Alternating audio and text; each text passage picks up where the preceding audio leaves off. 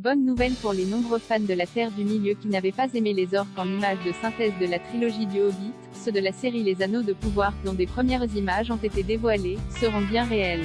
Alors que plusieurs images des Anneaux de Pouvoir ont déjà été partagées avec le public, une race de la Terre du Milieu s'était faite discrète jusqu'à maintenant, les orques. Ces personnages mythiques du Seigneur des Anneaux, au même titre que les elfes ou les hobbits, seront en effet bien présents dans la série Amazon attendue en septembre prochain. Encore mieux, ces derniers n'ont pas été réalisés en images de synthèse comme c'était le cas sur la trilogie du Hobbit, mais avec des prothèses comme l'a indiqué Jimmy Wilson, le chef du département prothétique des Anneaux de Pouvoir à IGN. Nous avons décidé dès le départ que nous essaierions de faire un show très réel. Nous avons donc essayé d'utiliser de vraies prothèses et de minimiser les effets visuels, parce qu'il y a des centaines de productions qui font beaucoup appel aux effets visuels, et vous pouvez le voir, l'œil humain s'améliore de plus en plus et c'est ce qui est réel et ce qui ne laisse pas, parce que nous sommes tellement submergés par tous ces produits que vous commencez à savoir.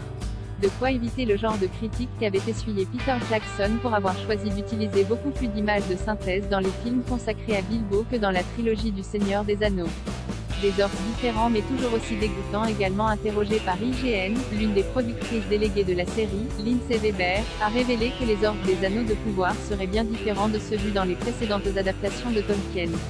John D. Payne et Patrick McKay, les créateurs de la série, ont estimé que les orques avaient besoin d'être explorés, étant donné qu'il s'agit du deuxième âge, des milliers d'années avant les événements du troisième âge, vu chez Peter Jackson. Il était vraiment important pour eux de traiter leur propre culture et d'explorer leur monde en tant que tel, a-t-elle expliqué. Et de préciser, nous avons passé beaucoup de temps à parler de ce que cela signifierait d'être un ORC au deuxième âge.